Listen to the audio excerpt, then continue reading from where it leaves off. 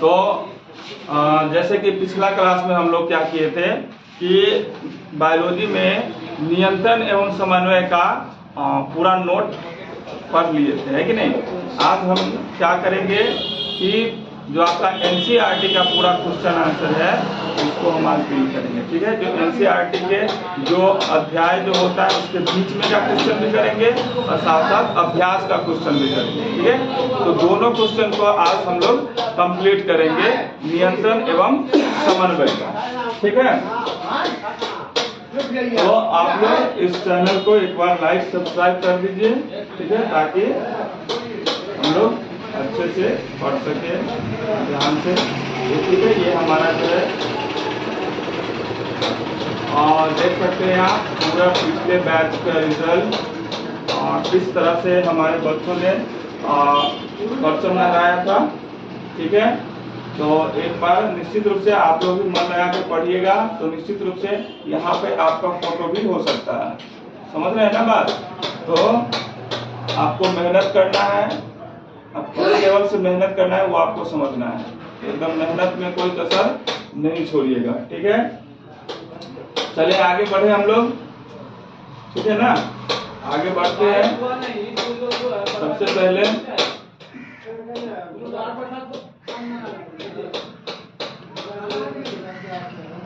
अगर किसी बच्चे को एक चीज और बता दे कि कोई बच्चा अगर वो 10वीं या 12वीं में पास या फेल हो जाता है, तो उन बच्चों के लिए जो अपना थोड़ा सा पढ़ाई पे ध्यान नहीं देते है कि नहीं, तो उन बच्चों का लिस्ट यहाँ पे भी आता है। तो जो board of open schooling skill education होता है, जिसको हम लोग BBOS के नाम से जानते हैं, किसके नाम से, BBOS, इसको जो है BBOS बोलते हैं, ठीक है, BBOS।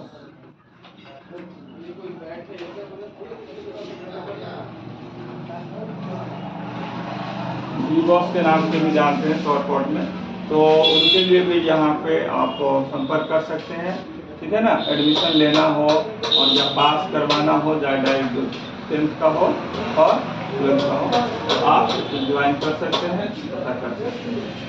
चलिए अब हम लोग विलम्ब नहीं करते, हम लोग अपने सिलेबस की ओर चलते हैं, सही नहीं। और जो क्वेश्चन आंसर है ऐसे आपको बड़ा इंटरेस्टिंग लगेगा, क्योंकि आप लोगों ने नोट के माध्यम से सारा टॉपिक पढ़ चुका है, ठीक है। आप लोगों ने नोट्स के माध्यम से पूरा टॉपिक कंप्लीट कर लिया है, इसलिए आपको मेरे हिसाब से तो ज़्यादा समय समझने में नहीं लगना चाहिए। तो सबसे पहले आपका क्वेश्चन है नियंत्रण एवं समन्वय, चैप्टर का नाम ही है नियंत्रण एवं समन्वय। तो उसका सबसे पहला जो पार्ट के बीच में का जो क्वेश्चन है, उससे पहले हम लोग शुरुआत करते हैं। आप देख सकते हैं पेज नंबर आपके 132 में भी होगा, ठीक है।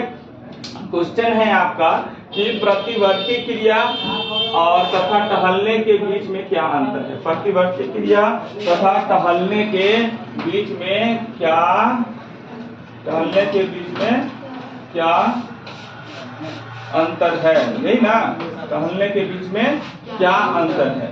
तो इसको ध्यान में आप लोगों को रखना है।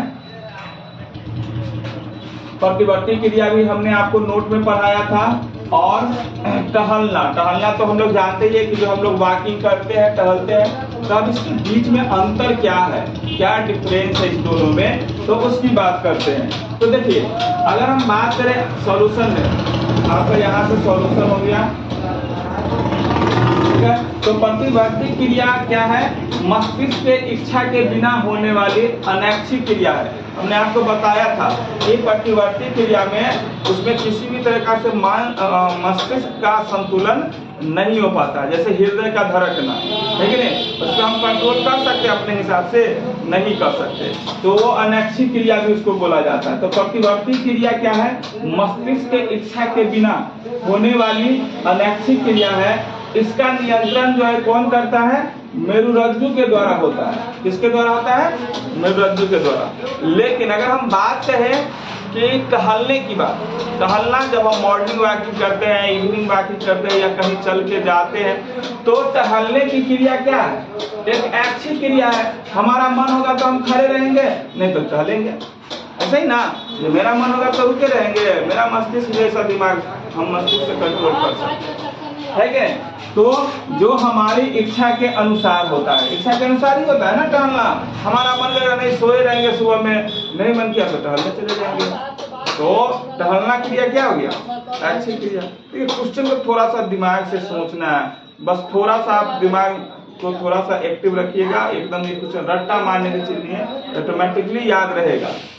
प्रतिवर्ती क्रिया क्या है? मस्तिष्क के इच्छा के बिना हो जाता है। एक प्रकार का अनैच्छिक क्रिया है जो हमारे इच्छा के अनुसार से नहीं होता है। समझ गए ना? ये इसका नियंत्रण किसके द्वारा होता है? मेरुरज्जु के द्वारा। और वही जहां तक की बात करें तो टहलना एक क्या है? ऐच्छिक क्रिया है। ऐच्छिक सिरा से बैठो। ऐच्छिक क्रिया क्या है? सॉरी, और टहलना क्या है? एक ऐच्छिक क्रिया है जो हमारी इच्छा के अनुसार होता है कि नहीं? और इसका नियंत्रण कौन करता है? मस्तिष्क के द्वारा होता है। हमारा माइंडसेट है, हमारा मन किया तो जाएंगे टहलने, नहीं मन किया तो नहीं जाएंगे टहलने। उसके बाद देखिए प्रतिवर्ती क्रिया अचानक से होने वाली क्रिया है, जबकि टहलना क्रिया मस्तिष्क के द्वारा सोची समझी क्रिया है। अब प्रतिवर्ती क्रिया जिसे अचानक से हो जाता है, जैसे कि आईलिड। आईलिड समझ ना, ये जो आईलिड होता है और पॉपुलर जिसको बोलते हैं, जैसे कि कोई ऐसे जाएगा ऐसे कर देगा तो ऐसे हो जाएगा, नहीं हो जाएगा। जैसे मान लीजिए कोई छुपा हुआ है, पहले से हम चुपचाप जाते हैं तो कर देगा, डरा जाते हैं नहीं। तो ये सब क्या है? अचानक हम लोग डर जाते हैं, क्या हुआ? तो ये सब क्या हो गया? अनैच्छिक क्रिया। हम चाहते नहीं है जब तक कि हो जाता है, हो जाता है ना। तो ये सब अनैच्छिक क्रिया प्रतिवर्ती क्रिया में आएगा। और जबकि टहलना क्या है? टहलना क्या? एक सोची समझी एकदम हमारे हिसाब से चला हुआ किया हुआ काम है। समझ गए ना बात? देखिए प्रतिवर्ती क्रिया क्या है? घटित होने में बहुत कम समय लगता है। और वो बताए ना कि जैसे हम डरा अचानक ऐसे हो जाता है, नहीं कोई पीछे से बैठा ऐसे मार दिया नहीं, तो कहीं ना कहीं ये अचानक से हो जाता है, बहुत कम समय में हो जाता है। परंतु टहलने में क्या है? टहलने में सूचना को पेशियों तक पहुंचने में काफी समय लग जाता है ना? सोचेंगे कि अच्छा ठीक है चले हैं, तब मन करेगा हाँ चलो ठीक है चलते, तब जाएंगे नहीं। लेकिन जो प्रतिवर्ती क्रिया है वो अचानक। कोई कंफ्यूजन है? कितना आसान है? प्रतिवर्ती क्रिया और टहलने की क्रिया में अंतर स्पष्ट करें, आराम से कर लीजिएगा। कोई कंफ्यूजन? चलिए नेक्स्ट क्वेश्चन की तरफ चलते हैं। दूसरा क्वेश्चन है, दो तंत्रिका कोशिकाओं के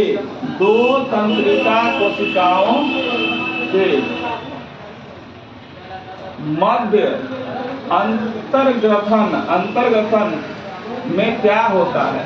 जैसे कभी कभी ऑब्जेक्टिव में पूछता है, दो तंत्रिका कोशिकाओं का मूल यह आधारभूत संरचना क्या है? न्यूरॉन होता है, ये पता है आपको। और दो तंत्रिका कोशिकाओं के बीच में जो खाली स्थान होता है कि ना, उसको हम लोग सिनेप्स कहते हैं। क्या कहते हैं? सिनेप्स। तो वो कहता है सिनेप्स में अंतर्ग्रथन में, यानी कि सिनेप्स में क्या होता है, मध्य में क्या होता है? तो अंतर्ग्रथन देखिए, समझिए आंसर समझिए।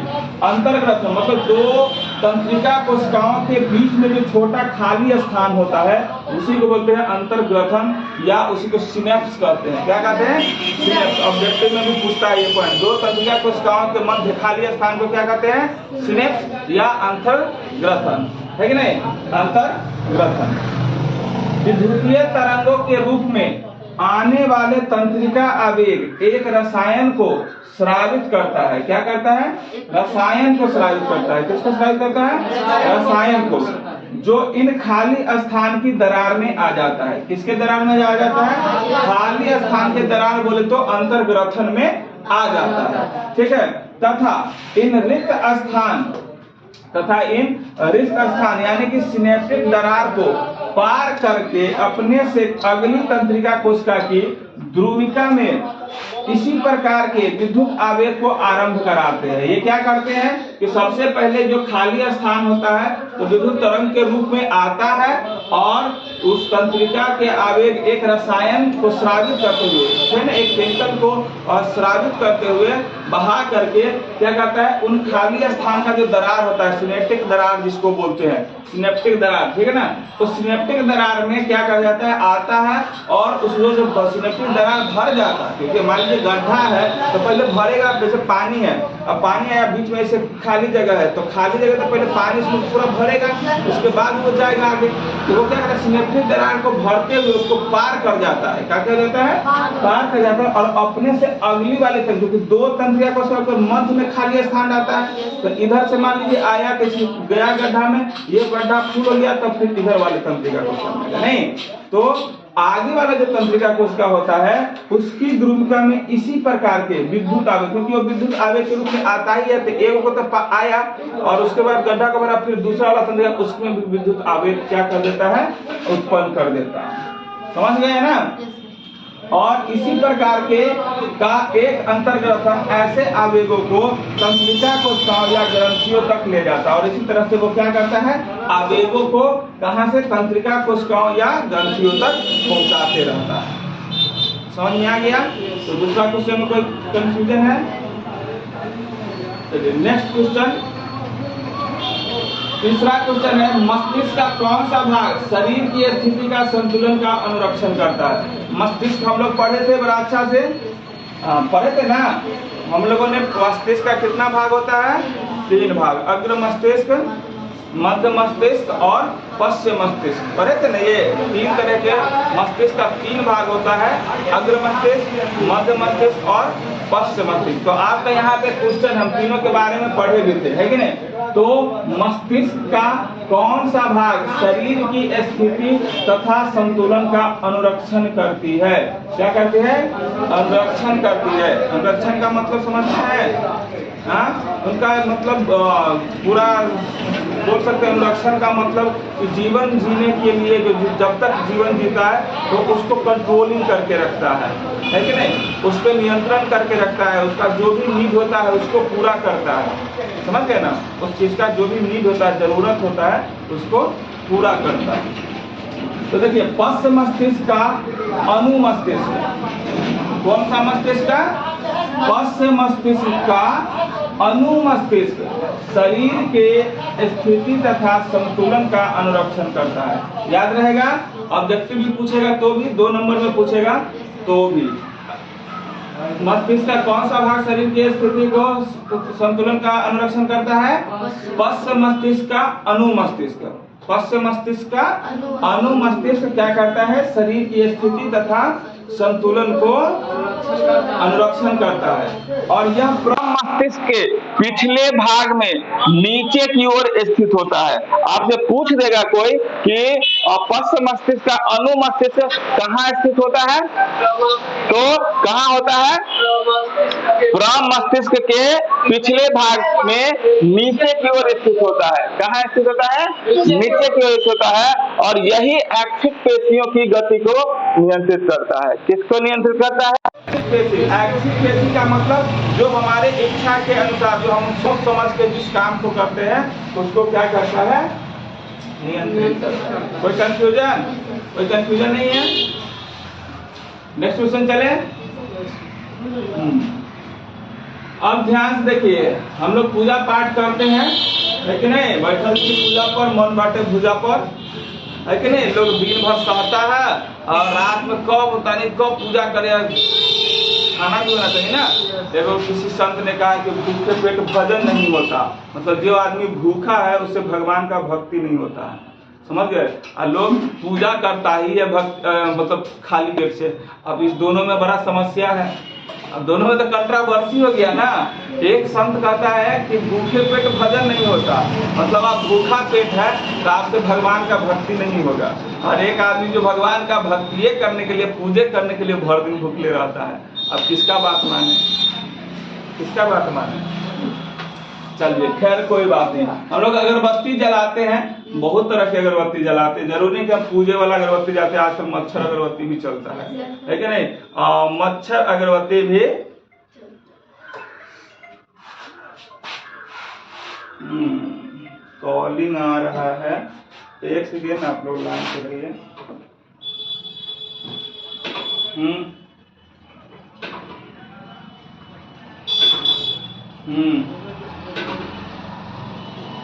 सुन लो।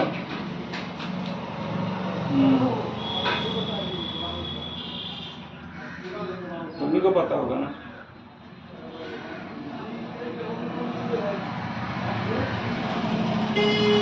ठीक है, अभी क्लास ले रहे हैं, लाइव क्लास ले रहे हैं।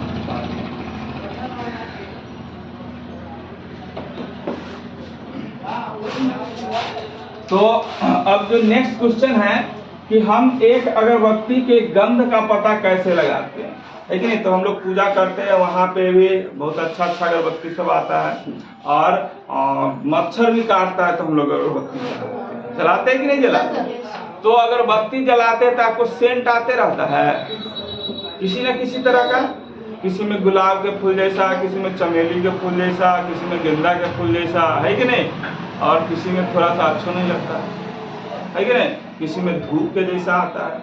तो खैर यहाँ पे अलग अलग सुगंध होता है। तो कहने का मतलब है कि क्वेश्चन भी कह रहा है कि हम एक अगरबत्ती की गंध का पता कैसे लगाते हैं। अगरबत्ती जलता है, उसका जो धुआं है हमारे नाकों तक आता है, तो हमको लगता है ना कि किसी न किसी अच्छा खुशबू है, खराब खुशबू है उसका, है कि नहीं। तो कैसे हमको पता लगता है, चलिए उस क्वेश्चन को डील करते हैं। इसका सॉल्यूशन अगर हम सिंपल शब्दों में समझे तो देखिए, विभिन्न अंगों के द्वारा, किसके द्वारा,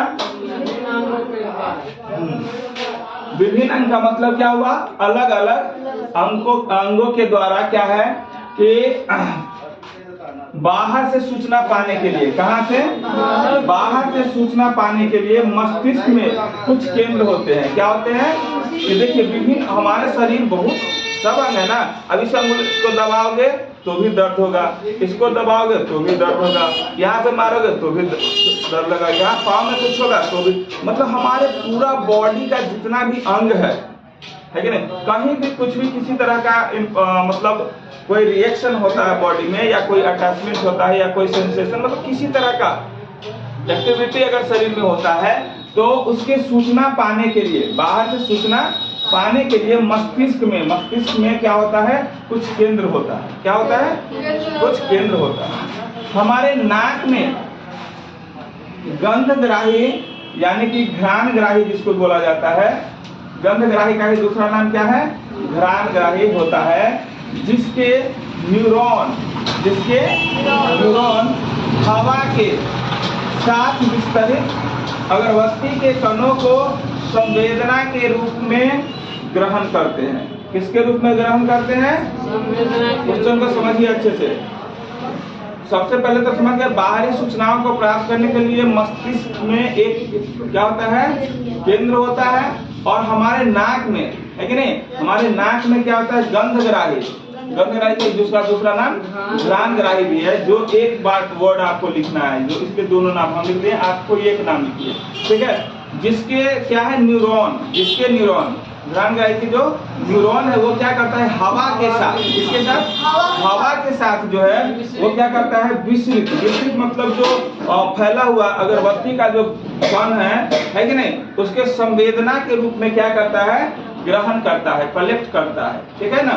और इसे संवेदी कोशिकाओं के माध्यम से, किसके माध्यम से, संवेदी कोशिकाओं के माध्यम से क्या करता है, उसको अग्र मस्तिष्क को प्रेषित कर देता है। किसको प्रेषित कर देता है, अग्र मस्तिष्क को, जहां पर संवेदना का विश्लेषण होता है। जब वो अग्र मस्तिष्क को क्या कर देता है, प्रेषित कर देता है, तो वहां पे क्या होता है, संवेदना का विश्लेषण होता है, और जहां से वापस प्राप्त सूचना के आधार पे जैसे ही उसको लगता है जो क्या बोलते हैं उसको, अग्र मस्तिष्क को, तो वो सूचना के आधार पे हमें अगरबत्ती के गंध का पता लग जाता है, अगरबत्ती का गंध किस प्रकार है। ये सब होने में कोशिका को तो लगता है कि नहीं यहाँ से सुगंध निकला, नाक में घुसा, अच्छा सुगंध है, लेकिन इसमें भी प्रोसेस हो रहा है हमारे बॉडी में, समझ गए ना। ये बॉडी एक मशीन है, समझ गए ना, मशीन की तरह ये काम करता है, तो सब में प्रोसेस होता है।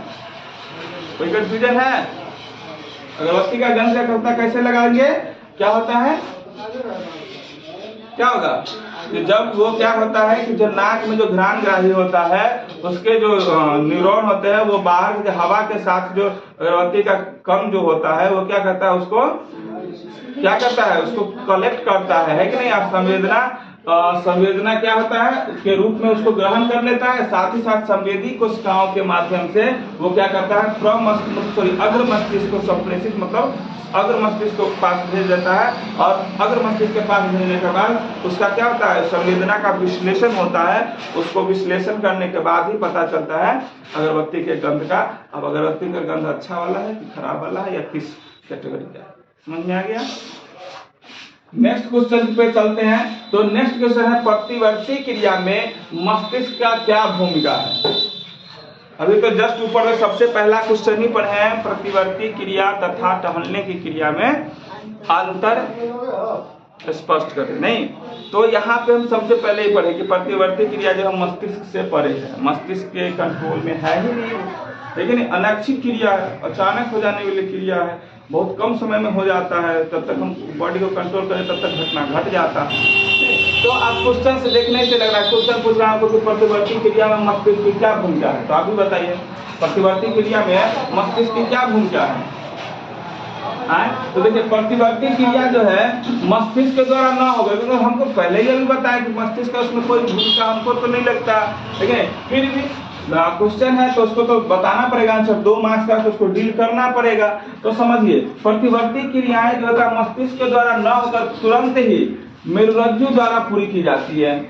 पिछले में पढ़े मेरुरज्जु के द्वारा नियंत्रित होता है। नहीं, शरीर के किसी भाग से संदेश मेरुरज्जु तक पहुंचता है और उतनी ही गति से संदेश संबंधी मांसपेशियों तक पहुंचता है और अनुक्रिया संपन्न हो जाती है। अगर हम ऑब्जेक्टिव क्वेश्चन होगा कि प्रतिवर्ती क्रिया में मस्तिष्क की क्या भूमिका है, तो हम कहेंगे कोई भूमिका नहीं है। इसमें किसका भूमिका है, मेरुरज्जु का। मेरुरज्जु के द्वारा ये क्या होता है, नियंत्रित होता है। कोई भी घटना अगर घटता है, शरीर के भाग में कोई भी संदेश अगर पहुंचता है तो वो किसके द्वारा, मेरुरज्जु के द्वारा होता है, समझ रहे, मेरुरज्जु तक पहुंचता है और उतनी ही जल्दी से, इतनी तीव्र गति से क्या करता है वो, और जो उससे संबंधित जिस चीज का जो सूचना होता है उससे संबंधित मांसपेशियों को क्या कर देता है, वो क्या कहता है, अनुक्रिया संपन्न कर देता है। मांसपेशी तक पहुंचता है और अनुक्रिया को क्या करता है, अनुक्रिया को संपन्न करता है। अब एग्जाम्पल के तौर पर जैसे कि छींक आना, जैसे एग्जाम्पल के तौर पर क्या हो जाएगा, छींक आना। अगर शुरू करते नाक फ्राउन, मतलब फ्राउन होता है, नाक मुंह सिकोड़ता है, अब बस छींक, हम चाहेंगे रुक रुक रुक रुक ना, काहे रुकेगा, समझ गए ना। जैसे कि आंख में मिट्टी का कण पड़ने से, जैसे आंख में धूल कर अचानक हम आंख कर लेते हैं, आंख में बंद करते हैं, बंद हो जाता है ना पलक हमारा, जैसे सुई चुनी पर तुरंत उस अंग को पीछे हटा, जैसे कि कोई स्विच फटाक से खींच देते हैं पीछे, नहीं हाथ करता है छिप लेते हैं, होता है कि नहीं होता है ऐसा। तो ऐसी प्रतिवर्ती क्रिया है जिनसे सीधे रूप में मस्तिष्क की कोई भूमिका नहीं है, जिसमें सीधे मस्तिष्क की कोई भूमिका वहां तक। लेकिन अनुक्रिया संपन्न होने के बाद संदेश मस्तिष्क तक अवश्य पहुंचता है तथा प्रतिवर्ती क्रिया में होने वाले इन घटनाओं की सूचना मस्तिष्क अपने अंदर एकत्रित कर लेता है।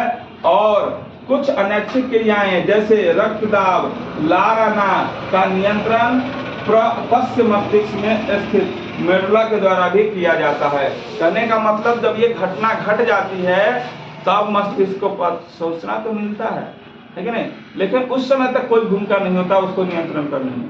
लेकिन जब ये घटना घट जाती है तो मस्तिष्क को ये चीज का संदेश होता है और उसके प्रति वो सूचना का, अच्छा हमारे साथ ऐसा ऐसा घटना हो गया, लेकिन इस तरह के क्रिया हमसे हो चुका है, तो ये सब सूचना को वो क्या रहेगा, एकत्रित कर लेगा मस्तिष्क। और जो कुछ होता है जैसे लार आता है ना मुंह से, लार आना, रक्तचाप जो होता है, ब्लड प्रेशर, उस सब पे हम लोग फिर क्या करते हैं, पश्च मस्तिष्क के द्वारा उस पर नियंत्रण कर सकते हैं। समझ में आ गया, कोई दिक्कत है। चलिए नेक्स्ट क्वेश्चन है, पादप हार्मोन क्या है। पादप हार्मोन पढ़ाई थे, पादप हार्मोन टॉपिक था छोटा सा। पादप हार्मोन क्या होता है बताइए। पादप हार्मोन विभिन्न भागों में कुछ तो देखिए पादप हार्मोन कल भी बताए थे कि पादप हार्मोन जो होता है वो एक क्या होता है, रसायन स्रावित करता है, रसायन पदार्थ होता है कि नहीं, जो क्या होता है, जो सारा उसके जो हार्मोन्स होता है, जैसे कि पेड़ पौधों के में होता है वो रसायन पदार्थ, और उससे जो अपना वो मतलब वृद्धि करता है, गति करता है, मतलब जो भी करता है, ठीक है, उस हार्मोन्स के सहायताओं से करता है ना, उसमें अंदर में इंक्लूड होता है, और वही उसको बढ़ने में, वृद्धि करने में, ठीक है, नहीं, फल बनने में, फूल बनने में, जो सब पकने में, सब में वही हार्मोन्स उसका मदद करता है, वही ना।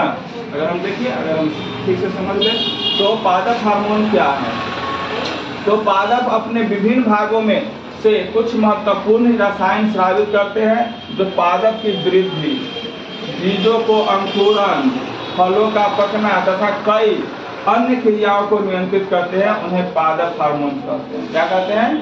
पादप हार्मोन।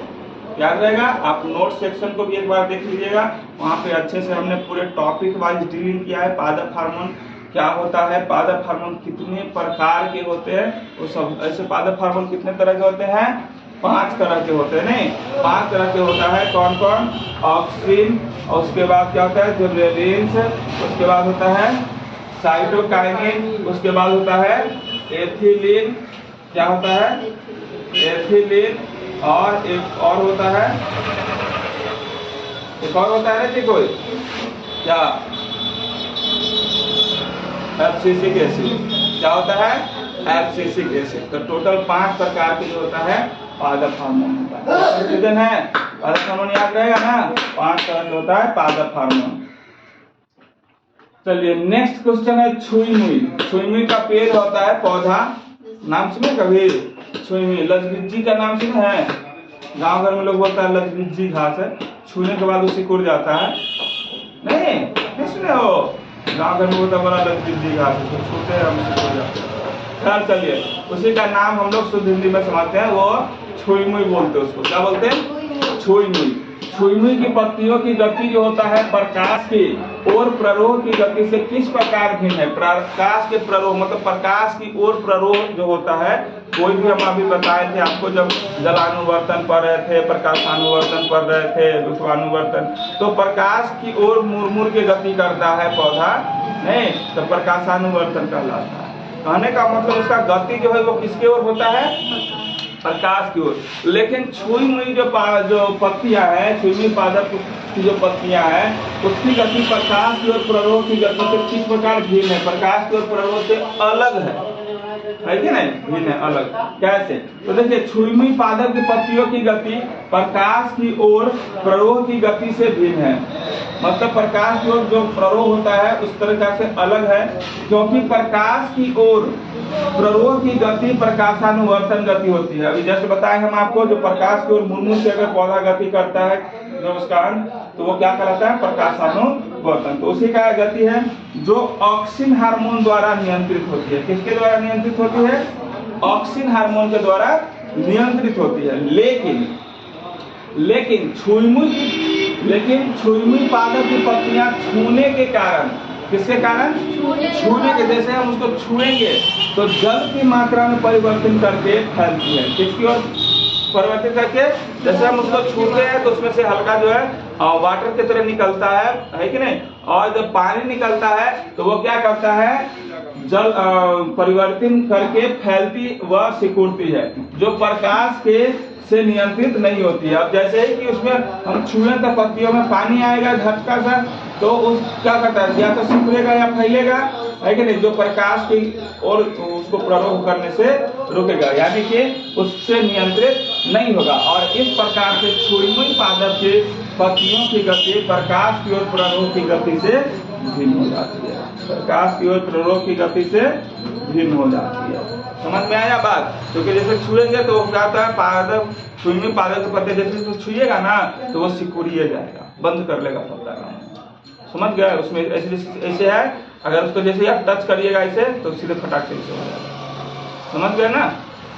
तो इसका मतलब क्या हुआ, प्रकाश की और प्ररोह की गति से भिन्न है, अलग है। कोई कंफ्यूजन है? नेक्स्ट अब आपको पूछ रहा है एक पादप हार्मोन का उदाहरण दीजिए जो वृद्धि को बढ़ाता है। ऑक्सिन हार्मोन है, याद रहेगा। ऑक्सिन हार्मोन क्या करता है? पौधों में वृद्धि करता है। तो एकदम आसानी था।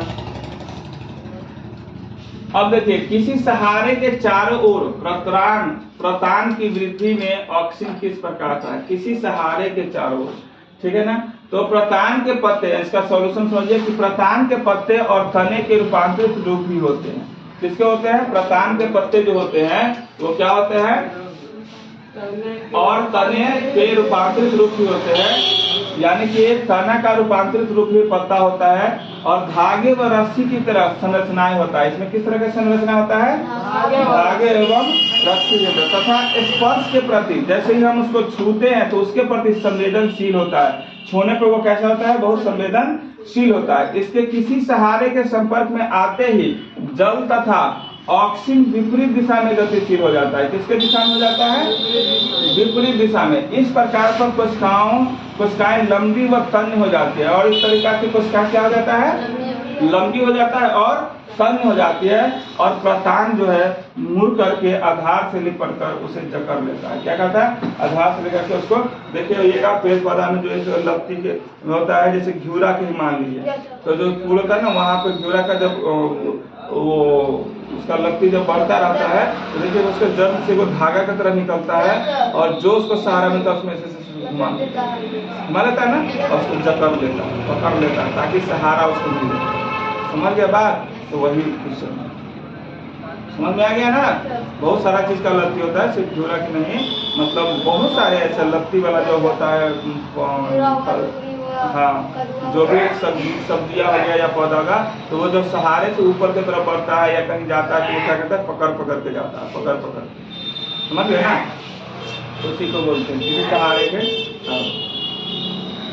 नेक्स्ट क्वेश्चन है जलानुवर्तन दर्शाने के लिए एक प्रयोग की अभिकल्पना कीजिए। सबसे पहले तो जलानुवर्तन समझते हैं। जलानुवर्तन जो है अनुवर्ती गति का ही एक भाग है। नहीं, अनुवर्ती गति 4 तरह से क्रियाएं से होता है, जिसमें जलानुवर्तन भी एक आता है। जलानुवर्तन में क्या होता है कि पौधे जब जल की ओर मुड़ करके गति करता है। किसकी ओर? जल की ओर मुड़ के जब गति करता है तो ऐसी गति को हम लोग क्या कहते हैं? जलानुवर्तन। जलानुवर्तन कहते हैं। और इसमें पौधे का कौन सा भाग लेता है? पौधे का कौन सा अंग भाग लेता है? जड़ ही ना वाटर की तरफ जाता है। तो यहाँ पे जलानुवर्तन में जो अंग होगा उसका क्या होगा? जड़ होगा। तो अब कहता है आपको प्रयोग के माध्यम से एक एक्सपेरिमेंट करके बताइए, ठीक है, कि उसका भी कल्पना करना है। तो सबसे पहले हम क्या करेंगे? जलानुवर्तन दर्शाने के लिए सबसे पहले क्या करेंगे? एक पौधा ले लेंगे। क्या ले लेंगे? एक पौधा लेंगे, उसे गमले में उगाएंगे। कहाँ उगाएंगे? एक गमला में। और साथ ही साथ उसकी मिट्टी एक ओर से गीली कर देंगे। क्या कर देंगे? जल गिरा करके। और तथा दूसरी ओर क्या कर देंगे? उसको सूखा रहने देंगे। गमला में उसको डाल देंगे और एक तरफ से उसको क्या करेंगे? ऐसे पानी डाल देंगे, एक तरफ छोड़ देंगे, ठीक है। अब कुछ दिन के बाद देखिए, कुछ दिन के बाद जो है फिर उसका परीक्षण करने पर हम पाएंगे, मतलब कुछ दिन के बाद फिर उसको हम जैसे ही देखेंगे, है कि नहीं, तो पौधे की जड़ें जलीय मिट्टी की ओर गतिशील होती है। किसकी ओर गतिशील होती है? जलीय। देखिए हम क्या किए यहाँ पे, अगर हम फिगर के माध्यम से समझे तो जब ये एक पौधा है, ठीक है ना, ये पत्तियां सब है, समझ रहे हैं ना? हाँ, ये पत्तियां सब है। तो यहाँ पे अगर हम बात करें पत्तियां सब है तो इसके यहाँ पे जो है देखिए इधर क्या कि ये एक गमला ले लिए, है कि नहीं, ये एक गमला है। इसको क्या किए? पौधा जब लगाए तो इधर के भाग को सूखा रख दिए। क्या कर दिए? सूखा रख दिए। और इधर के भाग को क्या कर दिए? गीला कर दिए। क्या कर दिए? गीला कर दिए, ठीक है ना। अब क्या किया? यहाँ से देखिए गीला कैसे, इधर से जल डाल रहे हैं, इधर से सूखा छोड़ दिए। अब हम क्या देखे? कुछ दिन के बाद जब देखते हैं तो देखिए ये पौधा का जो जड़ सब है ना, जड़ सब ये इस तरफ मुड़ गया हुआ है। ये क्या है? इस तरफ इस पौधा का जो जड़ है यहाँ से इधर की तरफ मुड़ गया है। इधर जो है विकास नहीं किया है और पूरा जड़ जो है जल की तरफ मुड़ गया। ये आप देखिएगा तो आपको पता चल जाएगा। तो अतः इस अभिकल्पना से हम कह पाते हैं कि जड़ों में धनात्मक जलानुवर्तन होता है, यानी कि जलानुवर्तन की क्रिया पौधे के किस अंग से होता है, किस अंग से होता है, जड़ से होता है। ठीक है, कोई कंफ्यूजन? नेक्स्ट है जंतुओं में रासायनिक समन्वय कैसे होता है। अब किसी भी जंतु में रासायनिक समन्वय कैसे होगा, तो देखिए जंतुओं में अधिकांश क्रियाएं हार्मोन्स के द्वारा ही नियंत्रित होता है। किसके द्वारा होता है? हार्मोन्स के द्वारा ही होता है। किसके द्वारा होता है?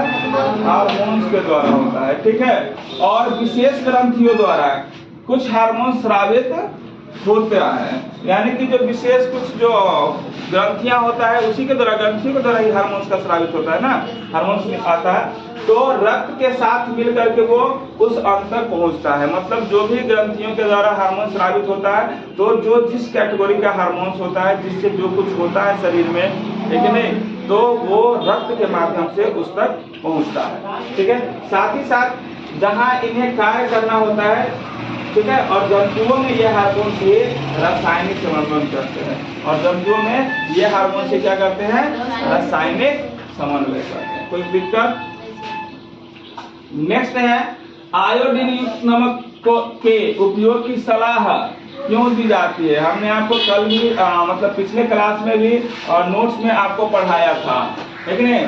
थायरॉक्सिन जो होता है, अगर बॉडी में बढ़ जाता है, आयोडीन की कमी हो जाती है अगर बॉडी में, तो वो क्या करता है, आयोडीन की कमी हो जाती है तो घेघा रोग हो जाता है, नहीं घेघा रोग जाता है।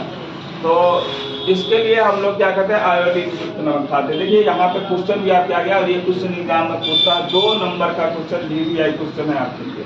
समझिए क्या होता है कि थायरॉक्सिन हार्मोन जो होता है शरीर में कार्बोहाइड्रेट, वसा तथा प्रोटीन के उपापचय को नियंत्रित करता है। कौन नियंत्रित करता है? Thyroxine hormone. बताया था ना, थायरॉक्सिन हार्मोन जो है क्या चीज करता है, क्या करता है, शरीर में किसको, कार्बोहाइड्रेट, वसा, प्रोटीन के उपापचय को नियंत्रित करता है। अवटु ग्रंथि को, किसको, अवटु ग्रंथि को थायरॉक्सिन हार्मोन के निर्माण के लिए आयोडीन की आवश्यकता होती है। किसकी आवश्यकता होती है?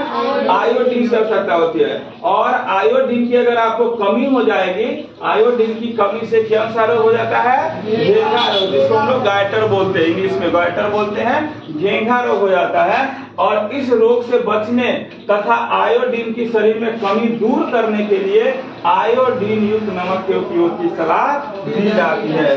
समझ गए ना? तो आयोडीन युक्त नमक हमको क्यों खाना चाहिए, ताकि हम घेघा रोग से बच सके। अगर थायरॉक्सिन हार्मोन जो होता है वो इसको पूरा नियंत्रित करता है, समझ गए ना? इसलिए आयोडीन युक्त, पहले के समय में लोगों को ऐसे गर्दन निकल जाएगा ऐसे, है कि नहीं, समझ गए ना? नहीं तो आयोडीन की कमी से घेघा रोग हो जाएगा। समझ गए? कोई दिक्कत? तो आयोडीन युक्त नमक खाने के लिए क्यों सलाह दिया जाता है, क्यों दिया जाता है? घेघा रोग से बचने के लिए और आयोडीन के शरीर में कमी को दूर करने के लिए। समझ गए? नेक्स्ट क्वेश्चन है, जब एड्रेनलिन रुधिर में स्रावित होता है, एड्रेनलिन क्या है, हार्मोन्स है, तो हमारे शरीर में क्या अनुक्रिया होती है? एड्रेनलिन नाम सुने है ना, नोट सेक्शन में एड्रेनलिन का बारे में भी पढ़ाए थे। देखिए सबसे पहले तो समझिए कि एड्रेनलिन जो होता है आपातकालीन हार्मोन जिसको कहा जाता है, इमरजेंसी हार्मोन, है कि नहीं। जब कोई भी व्यक्ति तनाव की स्थिति में होता है, जब टेंशन में होता है, तब उसका शरीर स्वयं एड्रेनलिन हार्मोन को स्रावित करता है, ताकि आपातकाल का सामना कर सके। क्या कर सके? आपातकाल, मतलब आपको जब ज्यादा स्ट्रेस हो जाएगा, अचानक कोई टेंशन में पड़ जाइएगा, तो एड्रेनलिन हार्मोन ऑटोमेटिकली उससे स्रावित, तनाव की स्थिति में स्रावित होने लगता है, ताकि वो टेंशन की स्थिति जो होता है बॉडी में उसका सामना कर सके, उसको कंट्रोल कर सके, उससे लड़ सके। ठीक है, जब एड्रेनलिन, अब वही जब टेंशन में होता है व्यक्ति, और जब एड्रेनलिन रुधिर में स्रावित होता है, रक्त में जाता है, तो यह हृदय की धड़कन को बढ़ा देता है। यह क्या करता है? हृदय की धड़कन को बढ़ा देता है, या कोई और जोर से करने लगेगा, और यकृत से ग्लाइकोजन अधिक ग्लूकोज उत्पन्न करने लगता है। क्या करता है कि जब यह यकृत से क्या करता है, फिर ग्लाइकोजन अधिक ग्लूकोज, जैसे ही हृदय का धड़कन बढ़ता है, पंपिंग तेज होता है, तो वो यकृत से ग्लाइकोजन अधिक ग्लूकोज उत्पन्न करने लगता है। और हृदय की बढ़ती हुई धड़कन पेशियों को अधिक ऑक्सीजन वितरित करती है। जब धड़कन तेजी से धड़कने लगता है तो पूरे बॉडी में आपका सांस भी ऐसे होगा, मतलब जल्दी से ऑक्सीजन आप कलेक्शन करिएगा और पूरे बॉडी में ऑक्सीजन को क्या कर देता है, वितरित कर देता है। पाचन तंत्र तथा त्वचा के रक्त की आपूर्ति पेशिया के सिकुड़ने के कारण कम हो जाती है, और पेशिया जो सिका हुआ रहता है उसका क्या हो जाता है, रक्त की गति भी कम हो जाती है। तो रक्त को पेशियों की ओर मोड़ दिया जाता है। कहाँ मोड़ दिया जाता है, रक्त को पेशियों की ओर मोड़ दिया जाता है, और शरीर में ऑक्सीजन की पर्याप्त आपूर्ति के लिए श्वास की दर भी बढ़ जाती है। किसकी दर बढ़ जाती है, जैसे ही कि अगर वो जल्दी हार्ट पंपिंग होगा तो हम सांस भी जल्दी लेंगे, और सांस भी जल्दी लेंगे तो हमें ऑक्सीजन भी ज्यादा मिलना शुरू होगा, और वो पूरे शरीर को फिर पूरा ऑक्सीजन पर्याप्त मात्रा में देना शुरू कर देगा। ठीक है, और श्वास की दर भी बढ़ जाएगा क्योंकि सांस हम तेजी से लें, और इस प्रकार हमारा शरीर क्या होगा, शरीर आपात स्थिति से निपटने के लिए तैयार हो जाता है। यानी कि हम लोग टेंशन की स्थिति से झेल लेते हैं, उस टेंशन को खत्म करने की स्थिति पैदा हो जाती है। तो एड्रेनलिन के समझ गए क्या भूमिका है, एड्रेनलिन क्या करता है। नेक्स्ट क्वेश्चन है, मधुमेह के कुछ रोगियों की चिकित्सा इंसुलिन का इंजेक्शन देकर क्यों किया जाता है। मधुमेह समझते हैं, डायबिटीज जिसको बोलते हैं, शुगर की बीमारी भी बोलते हैं लोग उसको, ठीक है, उसी को मधुमेह कहा जाता है। तो मधुमेह के रोगियों को इंसुलिन का सुई देकर के, किसका सुई, इंसुलिन का सुई देकर के कंट्रोल किया जाता है। वो क्यों किया जाता है, क्यों उसको दिया जाता है इंसुलिन का सुई। चिकित्सा, इंसुलिन चिकित्सा का मतलब डॉक्टर सब जो है उसको इंसुलिन का सुई इंजेक्शन देता है। किसको देता है इंसुलिन का सुई, मधुमेह के रोगियों को। तो आपको क्वेश्चन पूछ देगा, मधुमेह रोगियों को कौन सा इंजेक्शन पड़ता है, इंसुलिन का। या पूछेगा इंसुलिन का सुई किसको पड़ता है, इंजेक्शन किसको पड़ता है, तो मधुमेह रोगियों को। समझ गए। देखिए क्या होता है कि इंसुलिन हार्मोन रक्त में शर्करा के स्तर को नियंत्रित करता है। इंसुलिन हार्मोन क्या करता है, रक्त में शर्करा, यानी कि जो शर्करा मतलब चीनी, शुगर, शर्करा की मात्रा को नियंत्रित करता है, और अग्नाशय ग्रंथि द्वारा उचित मात्रा में, है कि नहीं, एक अपना जो जहां तक उसका उचित मात्रा होता है वो इंसुलिन स्रावित नहीं होने पर जो अग्नाशय ग्रंथि है उसके द्वारा उचित मात्रा में अगर, है कि नहीं, ये जो क्या बोलते हैं, इंसुलिन स्रावित नहीं होता है, इंसुलिन हार्मोन्स नहीं आता है, तो उस स्थिति में क्या होता है, शर्करा की मात्रा बढ़ जाती है। क्या हो जाती है, बढ़ जाती है। अग्नाशय के द्वारा जैसे ही इंसुलिन की मात्रा कम हो जाएगी तो वहां पे क्या हो जाएगा, शर्करा की मात्रा बढ़ जाएगा। शर्करा बोले तो चीनी, मधुमेह, है कि नहीं, तो वो उसकी मात्रा बढ़ जाती है क्योंकि शर्करा को कौन नियंत्रित करता है, इंसुलिन हार्मोन, है कि नहीं।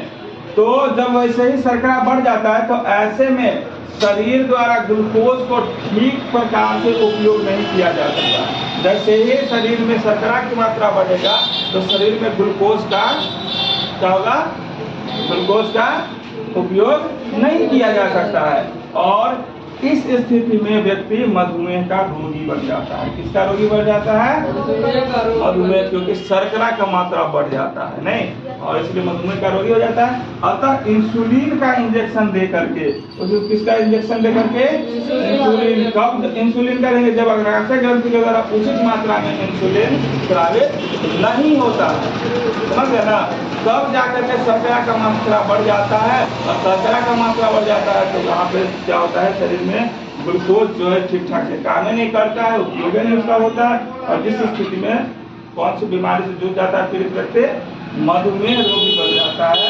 और इसीलिए मधुमेह रोगी अतः इंसुलिन का सुई दे करके, इंजेक्शन दे करके रोगियों के रक्त में शर्करा की मात्रा को, किसके मात्रा को, शर्करा की मात्रा को नियंत्रित किया जाता है। इसीलिए चिकित्सा में मधुमेह रोगियों को इंसुलिन का इंजेक्शन दिया जाता है। कोई कंफ्यूजन है इसमें? सब एकदम मस्ट इम्पोर्टेंट क्वेश्चन सब है, 2 मार्क्स है, एकदम 100% एग्जाम में आने वाला क्वेश्चन सब है। अब है ये तो था आपका पूरा पार्ट था पार्ट के बीच में का, जितना भी अभी आपने क्वेश्चन देखा वो था पार्ट के बीच में का क्वेश्चन। अब हम लोग इसके है अभ्यास पे चलते हैं, ठीक है ना। अभ्यास जो चैप्टर खत्म होने के बाद आता है। सबसे पहले 1-2 ऑब्जेक्टिव होगा, 2-3 उसको देखते हैं। सबसे पहले बताइए, आप लोग को कल नोट सेक्शन में भी हम पढ़ा चुके हैं ऑलरेडी। निम्नलिखित में से कौन सा पादप हार्मोन है? पादप हार्मोन देखिए, इंसुलिन जंतु हार्मोन है, थायरॉक्सिन जंतु हार्मोन है, एस्ट्रोजन जंतु हार्मोन है। इसका मतलब साइटोकाइनिन कौन सा है? पादप है ना साइटोकाइनिन।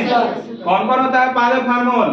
ऑक्सिन, जिब्रेलिन, साइटोकाइनिन, है कि नहीं? और क्या? एथिलीन और एब्सिसिक एसिड, है कि नहीं? ये 5 जो है वो क्या है? पादप हार्मोन। चलिए, 2 तंत्रिका कोशिका के मध्य खाली स्थान को क्या कहते हैं? अभी ये बताए, सिनेप्स कहते हैं ना, अंतर्ग्रथन। हिंदी में इसको एक और नाम से जानते हैं, वो क्या चीज? अंतर्ग्रथन। समझ गया? क्या नाम जानते हैं?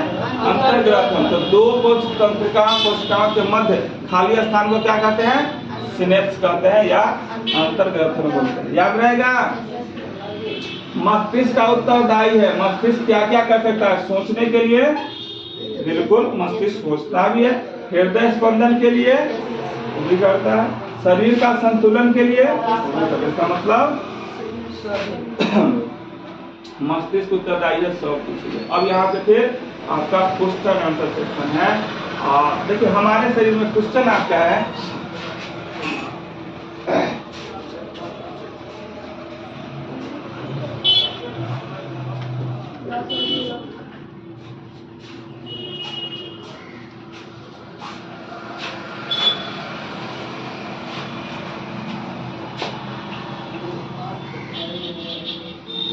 अभ्यास का क्वेश्चन है, क्वेश्चन नंबर 4, क्योंकि 3 ऑब्जेक्टिव था और ये चौथा जो है सब्जेक्टिव था। तो क्वेश्चन पहले समझिए। क्वेश्चन कहता है कि हमारे शरीर में ग्राही का क्या कार्य है? हमारे शरीर में ग्राही का क्या कार्य है? ऐसी स्थिति पर विचार कीजिए जहां ग्राही उचित प्रकार से कार्य नहीं करता हो, क्या समस्याएं उत्पन्न हो सकती है? क्वेश्चन समझ में आ रहा है? सबसे पहला पॉइंट है कि ग्राही जो होता है उसका काम क्या क्या है। फिर उसका दूसरा सेक्शन है कि ऐसी स्थिति पर, मतलब अगर आप सोचिए, ऐसा मतलब विचार करिए कि ऐसी स्थिति जहाँ पे, समझ रहे ना, जहाँ पे क्या होगा? ग्राही जो होता है उचित मात्रा में, उचित प्रकार से जो उसका काम है वो अपने काम को सही प्रकार से नहीं कर पा रहा हो, तो क्या क्या समस्याएं, क्या क्या प्रॉब्लम्स क्रिएट हो सकती है, क्या क्या समस्याएं उत्पन्न हो सकती है। तो सबसे पहले समझिए कि ग्राही हमारे, सबसे पहले ग्राही का क्या कार्य है, तो हम उसको समझेंगे। तो देखिए, ग्राही जो है हमारे ज्ञानेंद्रियों, जो सेंस ऑर्गन्स होते हैं, ग्राही मतलब जो होते हैं, ग्राही जो होते हैं वो ज्ञानेंद्रियों का मतलब जो सेंस ऑर्गन है। और हमारे बॉडी में कितने सेंस ऑर्गन है? 5 सेंस ऑर्गन है। नाक, कान, मुंह, आंख और स्किन, त्वचा। समझ गए ना? तो ये 5 जो है वो क्या है? 5 जो है वो क्या है? सेंस ऑर्गन है, ज्ञानेंद्रिय जिसको बोलते हैं, ठीक है। तो ज्ञानेंद्रियों में स्थित होते हैं। ग्राही कहाँ स्थित होता है? हमारे ज्ञानेंद्रियों में स्थित होते हैं। ये तंत्रिका कोशिकाओं के विशिष्ट सिरे हैं। ये किसके? तंत्रिका कोशिकाओं के एकदम विशेष प्रकार का सिरा है। ग्राहियों का कार्य पर्यावरण में होने वाले परिवर्तन। ग्राही का काम क्या है?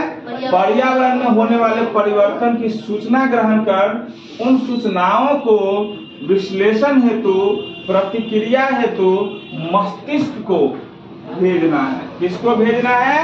मस्तिष्क को। यानी कि ग्राही क्या करता है?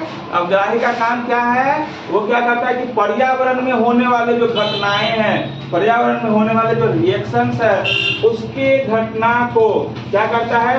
परिवर्तन जो भी होता है पर्यावरण में, उसके सूचना को एकत्रित करता है, उसके सूचना को ग्रहण करता है और उन सूचनाओं का विश्लेषण हेतु उस सूचनाओं के विश्लेषण के लिए या उन सूचनाओं के प्रतिक्रिया के लिए, है कि नहीं, उन सूचना को हमारे बॉडी में वो क्या किसको देता है, मस्तिष्क को भेजता है। समझ गए बात? तो ग्राही का काम क्या है कि पर्यावरण में होने वाले परिवर्तनों, घटनाओं को, एक सूचनाओं को एकत्रित कर किसको भेजना है, मस्तिष्क को भेजना है। काम याद रहेगा ग्राही का काम।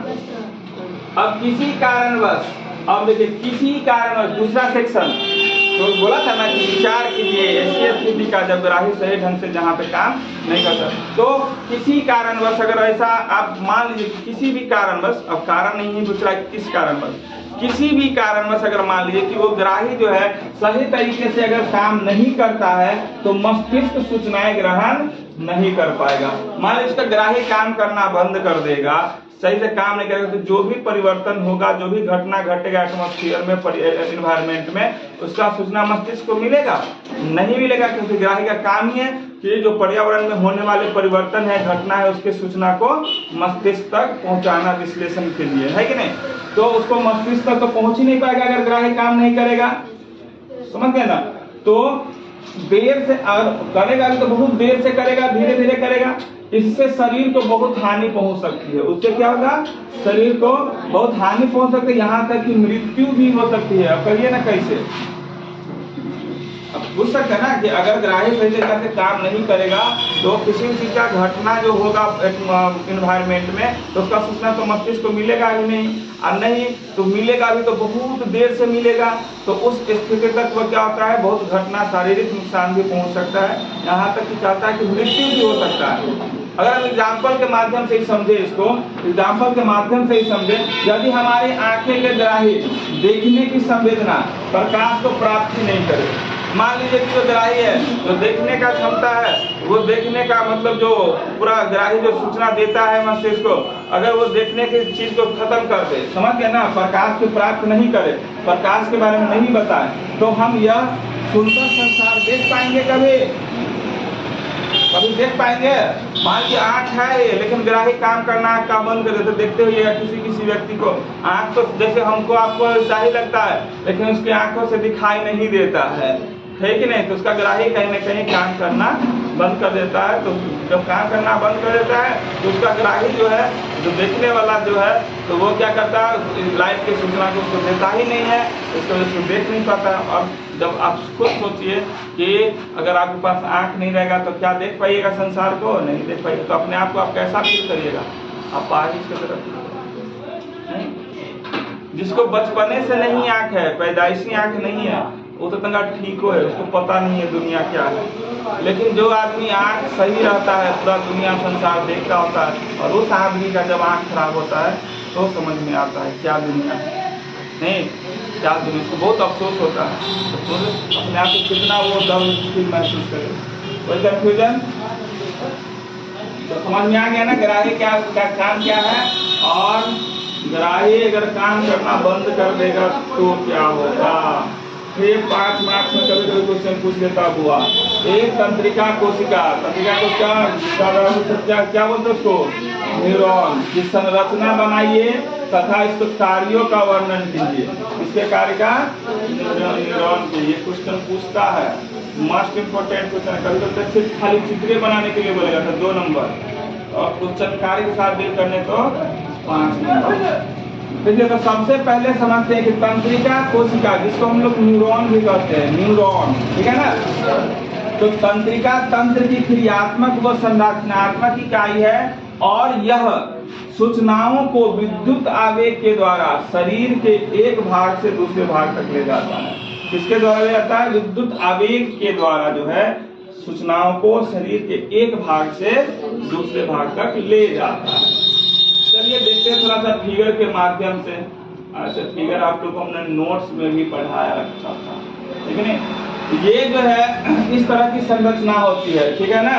इस तरह से ये जो आप देख रहे हैं ये सब, ये जो ऐसे निकला हुआ है ना, अलग अलग जगह से देख रहे हैं ये सब। तो जिसको हम लोग बोलते हैं ध्रुमिका, क्या बोलते हैं, ध्रुमिका। यही डेंड्राइट्स बोलते हैं इसको। यही क्या करता है, सूचनाओं को कलेक्शन करता है, समझ गए। उसके बीच में एक केंद्रक होता है, उसके बीच में केंद्रक होता है, ठीक है, ये केंद्रक होता है, पूरा ऐसे ऐसे ऐसे पूरा होगा, मान लीजिए ऐसे। ये बीच में से क्या हो गया, केंद्रक होता है। और इसके साइड में ये कुछ इस प्रकार से जो स्टार टाइप का होता है, समझ गए।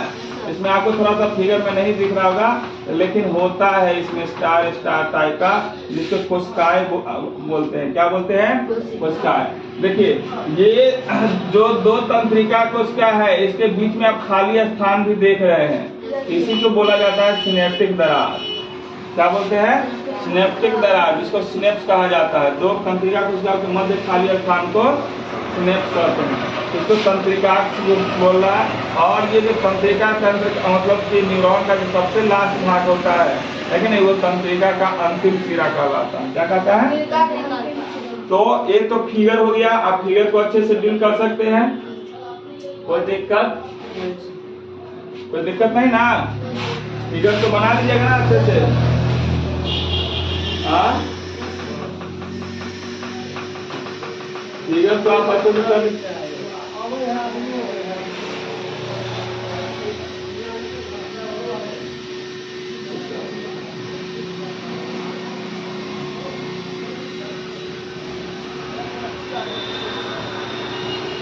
ये क्या हो गया, ये क्या हो गया।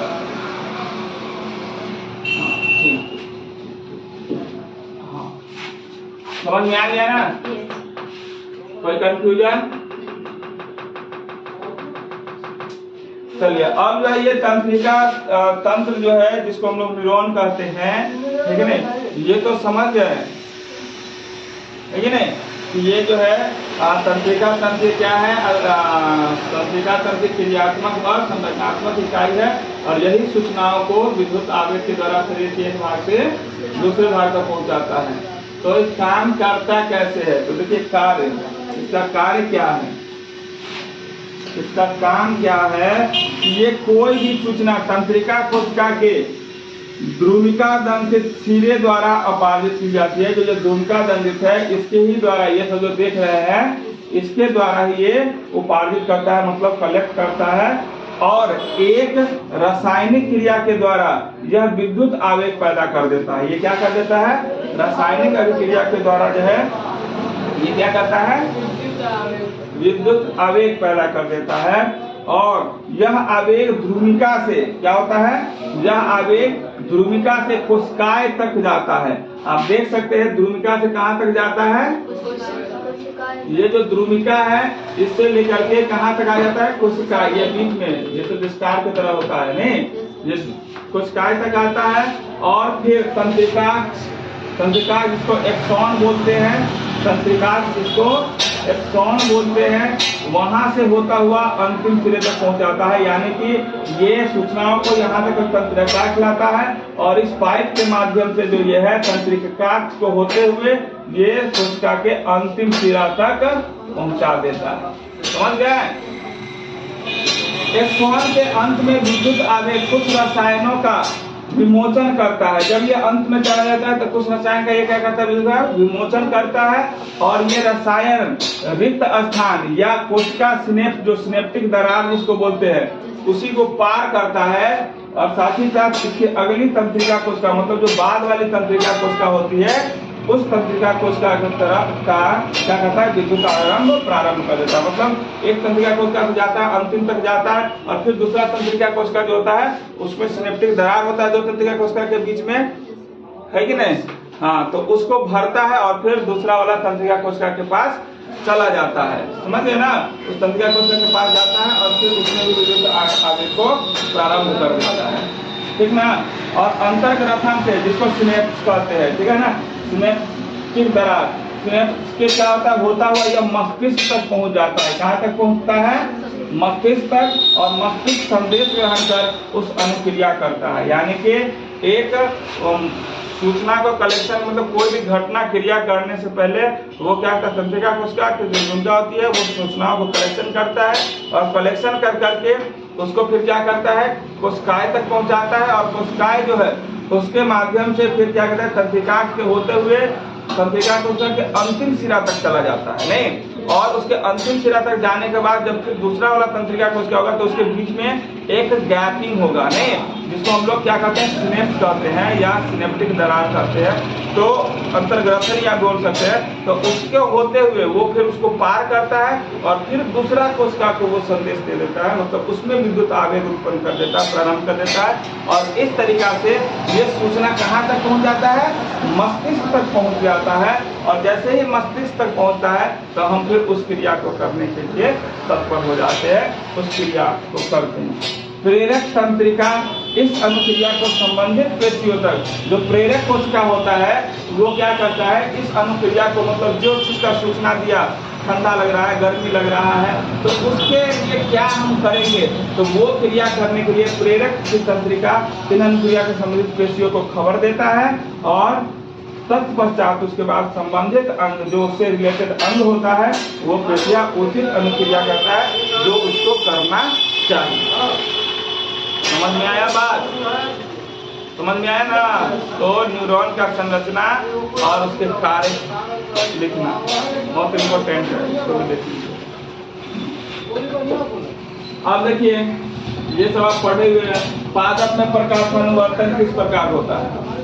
तो पौधे में प्रकाशानुवर्तन किस प्रकार से हम बताए थे कि पौधे का अंग है कि नहीं, वैसी गति जिसमें पौधे का अंग क्या होता है, प्रकाश की ओर मुड़ कर गति करता है, तो वैसी गति को हम लोग क्या कहते हैं, प्रकाशानुवर्तन कहते हैं। जैसे में क्या होगा, पत्तियां होगा, तना होगा, नहीं, वो प्रकाश की ओर मुड़ेगा, मुड़ेगा कि नहीं मुड़ेगा, तो वो होगा। अब कहता है कि किस प्रकार होता है, ये तो हम जानेंगे कि प्रकाशानुवर्तन ऐसे होता है, लेकिन होता किस प्रकार से है उसको डील करना है। ये भी 5 मार्क्स में क्वेश्चन आता है। देखिए पादप में क्या होता है, जड़ प्रकाश के विपरीत मुड़कर अनुक्रिया करते हैं। ये तो आपको पता है कि जड़ तो जल की ओर करेगा, जल का मतलब धातु की ओर। तो 2 कंडीशन है उसके लिए, या तो गुरुत्वानुवर्तन होगा या जलानुवर्तन होगा जड़ के लिए, है कि नहीं, वो तो विपरीत दिशा में प्रकाश कर जाएगा। तथा तना प्रकाश की दिशा में मुड़कर इसे प्रकाश अनुवर्तन, जब तना या पत्तियां जब प्रकाश की दिशा में मुड़ करके जब गति करता है तो इसे ही क्या कहते हैं, प्रकाशानुवर्तन करते हैं। पादप में ऑक्सिन हार्मोन, पादप में जो होता है, अगर ऑक्सिन हार्मोन, पादप में आपको पता है कि ऑक्सिन हार्मोन जो स्रावित होता है जिसको वृद्धि में मदद करता है कि नहीं, यह सूर्य के प्रकाश में तने के अंधकारमय भाग में आ जाता है।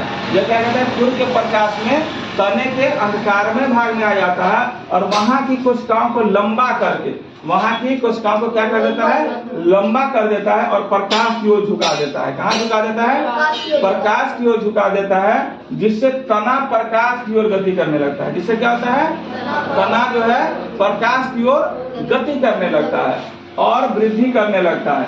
इसे धनात्मक प्रकाशानुवर्तन कहते हैं। क्या कहते हैं, धनात्मक प्रकाशानुवर्तन। जबकि जड़ें ऋणात्मक प्रकाशानुवर्तन दर्शाती है और यह प्रकाश के विपरीत दिशा यानी कि नीचे की ओर गति में वृद्धि करती है। और जड़ जो है वो उसके विपरीत दिशा यानी कि ऋणात्मक जो है प्रकाशानुवर्तन, ऋणात्मक का मतलब उल्टा दिशा में हो जाता है, वो नीचे की ओर झुक के करता है जमीन के अंदर। और फिगर के माध्यम से भी हम देख सकते हैं। यहाँ पे देखिए फिगर के माध्यम से आपको ज्यादा समझ में आएगा, समझ गए ना। यहाँ पूरा फिगर देखिए, ये अगर पौधा है, ठीक है ना, ये पौधा है, हमने क्या किया, खिड़की से होकर लाइट आने दिया, सनलाइट को, तो इसमें जो क्या होगा, ऑक्सीजन हार्मोन जो होगा ये क्या करेगा, इसके अंधेरा वाला भाग में भाग जाएगा। सूरज इधर से आएगा ना, तो ऑक्सीजन क्या करेगा, अंधेरा वाला भाग में आ जाएगा, इसके अंदर जो कोशिका होगा उसको लंबा करेगा, धक्का देगा और किसकी ओर लंबा करेगा, प्रकाश की ओर, है कि नहीं। और अगर हम लोग धनात्मक गुरुत्वाकर्षण है कि नहीं, लेकिन क्या होगा कि जब जरे जो है प्रकाश की ओर नहीं करेगा, ये तो नीचे की तरफ आ जाएगा, तो ये क्या हो जाएगा, ऋणात्मक। समझ गए ना, प्रकाशानुवर्तन। कोई कंफ्यूजन है समझने में? अब मेरुरज्जु आघात में किन संकेतों के आने में व्यवधान होगा, यानी कि मेरुरज्जु आघात में अगर मेरुरज्जु का डैमेज होता है, कोई प्रॉब्लम होता है, तो किन संकेत के अंतर्गत आने में उसको क्या होगा, व्यवधान होगा, उसको प्रॉब्लम होगा, समस्या होगा, ठीक है ना। तो उसको समझना पड़ेगा। तो सबसे पहले देखिए, मानव में मेरुरज्जु जो है प्रतिवर्ती क्रियाओं को नियंत्रित करता है। मानव में क्या करता है, मानव में रज्जु जो है प्रतिवर्ती क्रिया में अचानक होने वाली क्रिया को कहता है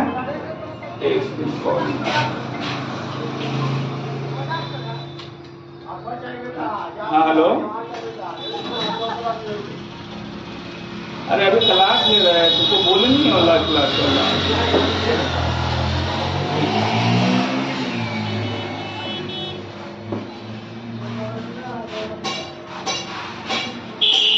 थोड़ा कंसंट्रेशन खत्म कर देता है कॉलिंग आगे। हाँ खैर, क्वेश्चन एक बार और सुना लेते हैं कि मेरुरज्जु आघात में जब मेरुरज्जु डैमेज होता है तो किन संकेतों को आने में व्यवधान होगा, है कि नहीं, कौन सा सूचना प्राप्त नहीं हो पाएगा, तो उस कंडीशन में चलिए मानव में मेरुरज्जु प्रतिवर्ती क्रियाओं को नियंत्रित करता है। ये जानते हैं हम लोग, प्रतिवर्ती क्रिया जो अनैच्छिक क्रिया जिसको बोलते हैं उसको कौन नियंत्रित करता है, मेरुरज्जु करता है। और आघात की स्थिति में अचानक होने वाली अनुक्रिया संकेत मेरुरज्जु तक नहीं पहुंच पाएंगे। अब मेरुरज्जु की डैमेज है कि नहीं, मेरुरज्जु को प्रॉब्लम है, तो वो जो अचानक कोई भी क्रिया होने वाला है, क्योंकि प्रतिवर्ती क्रिया को तो वही नियंत्रित करता है, तो अचानक जो कोई घटना हो जाएगा, अचानक जो कोई क्रिया होगा तो उसका सूचना तो मेरुरज्जु को मिलेगा, मिल पाएगा, नहीं मिल पाएगा। और जब उसको नहीं मिल पाएगा तो प्रतिवर्ती क्रियाएं संपन्न नहीं हो पाएगी। तो प्रतिवर्ती क्रिया जो हम अचानक कर लेते हैं वो तो हो नहीं पाएगा। और जब शरीर का निचला भाग मस्तिष्क के नियंत्रण में नहीं रहेगा, है कि नहीं, या संतुलन गति नहीं कर पाएगा, तो उस कंडीशन में क्या होगा, जो मस्तिष्क का वो भी संतुलन में नहीं रहेगा, न कोई किसी तरह का रिएक्ट करेगा, तो क्या होगा, विद्युत संपर्क भी टूट जाएगा। विद्युत संपर्क भी क्या होगा, टूट जाएगा तथा सूचनाएं नियंत्रण केंद्र मस्तिष्क तक पहुंचेगा ही नहीं, है कि नहीं, वो मस्तिष्क तक नहीं पहुंचेगा। इसके अलावा सभी सूचनाएं ठीक प्रकार से संचारित नहीं हो पाएगी, मतलब कोई भी सूचना उसको सही ढंग से नहीं मिल पाएगा। समझ गए ना। तो हम कोई जब सूचना ही नहीं मिलेगा तो क्या रिएक्ट करेंगे, क्या हम काम करेंगे, क्या अनुक्रिया करेंगे, वो तो नेक्स्ट आपका क्वेश्चन है, पादप में रासायनिक समन्वय किस प्रकार होता है कि नहीं। पादप में रासायनिक समन्वय किस प्रकार होता है, तो पादपों में नियंत्रण करे अघातर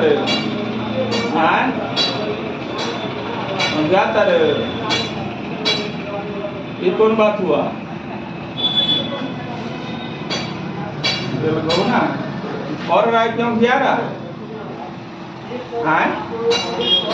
पढ़ रहा और वो करता है ठीक से। और आने से क्या होता है जानता है, अगर कोई आदमी कोई अच्छा काम हो रहा है तो अगर हो रहा है तो क्या था, आने लग जाता है, अच्छा वाला काम जो एक्टिव होता है वो करता है, जो भी बुराई होता है वो सब उसमें घुस जाता है। समझ गए, कोशिश में जो भाया रहता है उसमें घुस जाता है। तो खैर रहने देते हैं आज की क्लास को, ठीक है। तो 3-4 क्वेश्चन रह गया है, तो अपने तो एक क्वेश्चन कर ही लेते हैं, इसको कर लेते हैं और बाकी 4 क्वेश्चन रह जाएगा तो कल कर लेंगे। तो पादप में रासायनिक समन्वय किस प्रकार होता है, तो सबसे पहले समझो, पादपों में नियंत्रण के लिए तंत्रिका तंत्र उपस्थित नहीं होता है, इसलिए इसमें क्या होगा, रासायनिक समन्वय होता है।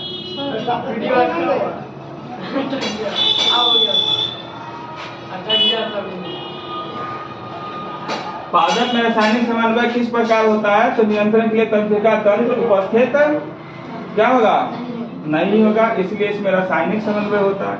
और कुछ विशिष्ट पादप कोशिकाएं हार्मोन स्रावित करती है, ये हार्मोन वृद्धि में, विकास में, विभाजन को क्या करता है, नियंत्रित करता है। जैसे कि ऑक्सिन पादप में वृद्धि का नियंत्रण रखता है कि नहीं रखता है, और पादपों में ये हार्मोन से रासायनिक समन्वय स्थापित करते हैं, ठीक है।